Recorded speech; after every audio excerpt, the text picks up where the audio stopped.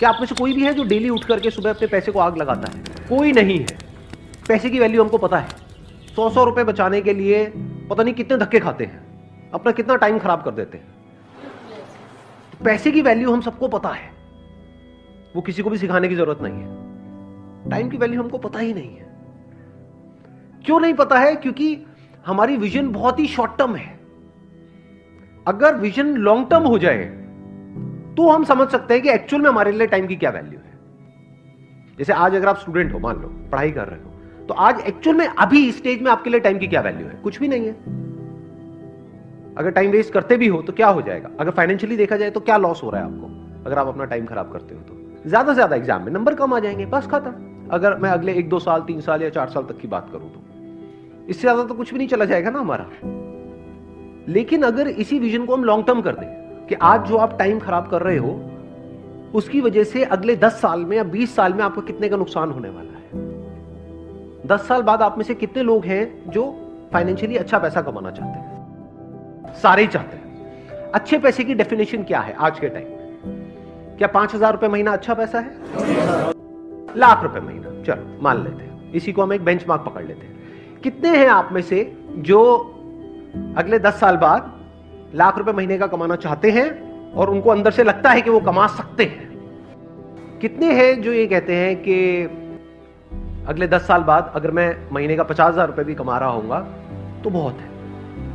कितने ऐसे हैं जो कहते हैं कि अगले 10 साल बाद अगर मेरे को 20,000 रुपए महीने का भी आ जाए? 10 साल बाद की बात हो रही है, तब तक इन्फ्लेशन भी बढ़ चुकी होगी, महंगाई बढ़ चुकी होगी, हर चीज महंगी हो चुकी होगी। अब कितने हैं जो कहते हैं कि अगले 10 साल बाद अगर मेरे को 20,000 रुपए महीने का भी आ जाए तो बहुत है? कोई नहीं चाहता। सब अंदर से क्या चाहते हैं कि लाख रुपए महीने का है। बट कड़वा सच क्या है? बेस्ड अपॉन स्टैटिस्टिक्स कि हमें पता है कि कितने लोग कितना कमाते हैं, उसके बेस पे अगर हम एक सेग्रीगेशन करें कि इंडिया में कितने लोग हैं, किस किस तरह के हैं और कितना कितना कमाते हैं, कैसे कमाते हैं, तो एक रियलिटी क्या है यहां पर? अभी 90% लोगों ने अपने हाथ उठाए कि हम 1 लाख या उससे ज्यादा कमाना चाहते हैं और कमा सकते हैं, हम डिजर्व करते हैं। बट क्या एक्चुअल में 90% लोग 10 साल बाद लाख रुपए महीने का कमा रहे होंगे? रियलिटी क्या है कि यहां पर जितने लोग बैठे हैं उसमें से 90% ने अपने हाथ ऊपर करे थे कि वो 1 लाख रुपए कमा रहे होंगे। रियलिटी क्या है? 10 से 20% ऐसे लोग होंगे जिनका ये ड्रीम अचीव होगा, ड्रीम पूरा होगा, बाकियों का ये सपना ही रह जाएगा। जो डिजर्व करेगा वो आएगा। अब डिजर्विंग कैसे बनते हो आप? क्या एकदम से बन जाते हो, ओवरनाइट बन जाते हो कि रात को सोए और सुबह उठे एकदम से डिजर्विंग हो गए? ऐसा होता है? कैसे बनते हैं डिजर्विंग? कि अगले 10 साल में जो आप करने वाले हो वो डिसाइड करेगा कि आप डिजर्विंग हो या नहीं हो। क्या करने वाले हो मतलब अपने टाइम को कैसे यूज करने वाले हो, कि अगले 10 साल में आप अपना जो टाइम है, जो लिमिटेड है आपके पास में, जो 10 साल है, ये एक तरीके से क्या हुआ, जैसे बिजनेस करते हैं तो एक अमाउंट होती है, एक कैपिटल होता है जिससे हम बिजनेस को शुरू करते हैं, तो ये कैपिटल हो गया। इसको कैसे इन्वेस्ट करते हो, कहां इन्वेस्ट करते हो?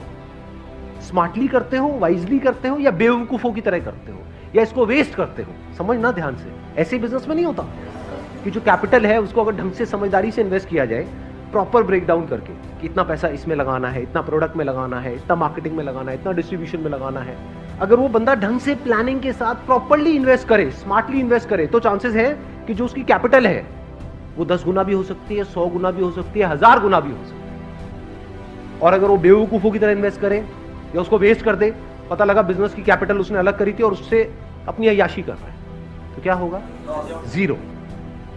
ऐसे ही टाइम के साथ कि जो 10 साल है ये आपकी कैपिटल हो गई एक तरीके से। इसको आप कैसे इन्वेस्ट करने वाले हो, इसको आप कैसे यूज करने वाले हो, ये डिसाइड करेगा कि आप उस 20% में आओगे या नहीं आओगे। जिसने भी लाइफ में कुछ भी ढंग का किया है उसको ये कैलकुलेशन समझ आती है।